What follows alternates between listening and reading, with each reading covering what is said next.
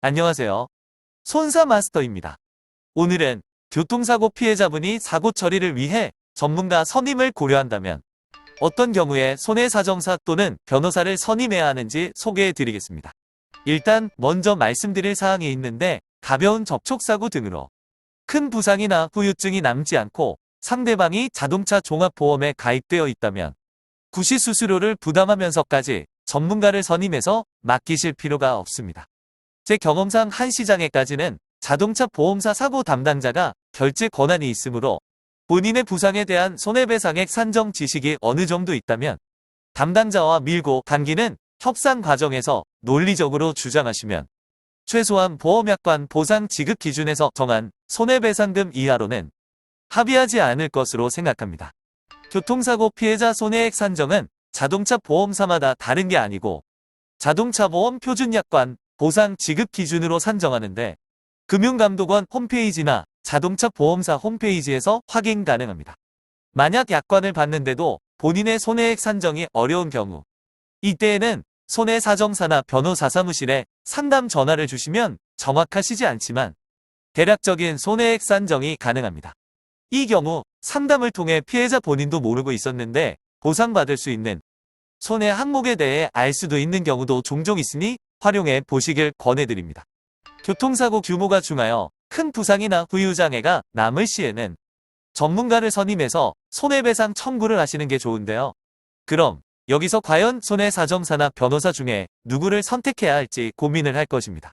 손해사정사 선임 시 장점은 약관 기준으로 손해배상금을 산정하며, 만약 산정된 금액이 보험사 약관 보상 지급 기준에 맞는다면 합의에 필요한 기간이 단축될 수 있습니다. 한편 사망 중상해처럼 손해배상액이 큰 교통사고의 경우에는 무조건 변호사를 선임해서 사고 처리를 하셔야 하는데, 그 이유는 다음과 같습니다. 첫째, 변호사는 약관 보상 지급 기준보다 손해배상액이 높은 소송 판결가액으로 보험사와 처음부터 합의를 시도하고 합의 불가 시 바로 소송을 진행할 수 있기에 보험사와 합의 과정에서 감액 없이 당초 제시한 손해배상금에 대해 강력히 주장할 수 있습니다.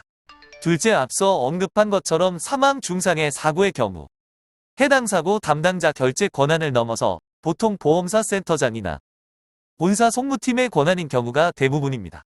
피해자가 변호사를 선임하여 대응하면 보험사 특인제도 등의 손해배상 합의금으로 소송 절차 없이 합의를 피해자에게 요청할 수도 있습니다.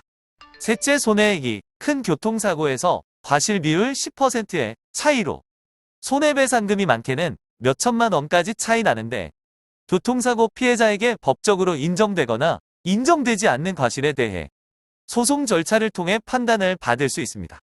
예를 들면 무단횡단 피해자에게 보험사에서는 일반적으로 100% 과실을 주장합니다.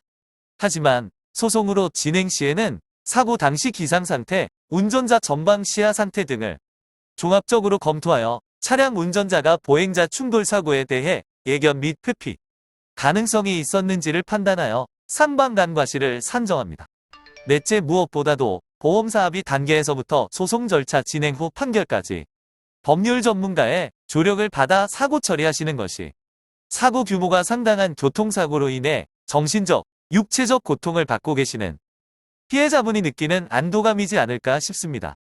이상으로 오늘은 교통사고 시 전문가 선임 요령에 대해 알아봤습니다. 감사합니다.